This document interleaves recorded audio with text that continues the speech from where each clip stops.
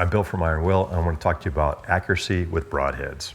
The number one thing you can do to get good accuracy with broadheads is have a very stable arrow. What I mean by stability is that if your arrow is tipped at all to the oncoming wind, you're going to have a sideways force on the broadhead or lift that's going to push your arrow off course.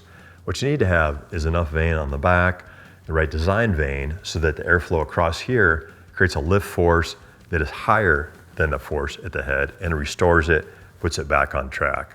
What I recommend for that is to have vanes that are at least a ½ inch tall. You need that height to really create good stability and good flight with broadhead on the front. That's whether it's a fixed blade broadhead or a mechanical broadhead, because both have significantly more drag and lift compared to a field point. Other things you can do is have a better tuned bow.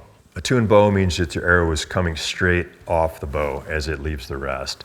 The straighter that arrow is coming off the bow, the better you'll be. Nobody's bow is going to be tuned perfect, so that's why stability of the vanes is important. If your arrow has any tip to that oncoming wind, the vanes will quickly pull it back on track to make it go straight. Having a properly spined arrow will also improve accuracy.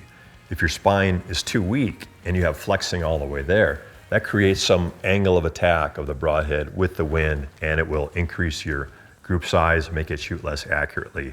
I recommend optimal to slightly stiff to have the best arrow flight with broadheads on the front. Broadhead size will also affect accuracy. If you're wanting to shoot very long range, you're probably not going to want one of the very long or very wide broadheads.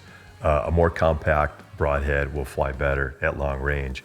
Again, that needs to be balanced with stability in back with having a good vane.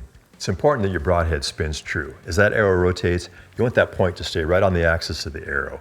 If there's wobble to it and the point is going off that axis, it's going to create pressure that's going to make your arrow less accurate.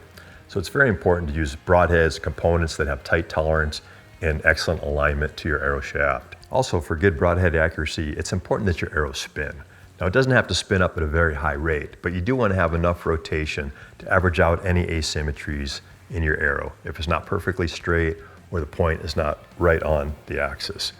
What I recommend for that is vanes that are a ½ inch high with 2 to 3 degree offset or helical.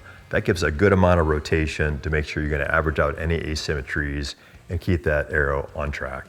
Those are the factors that will affect broadhead accuracy.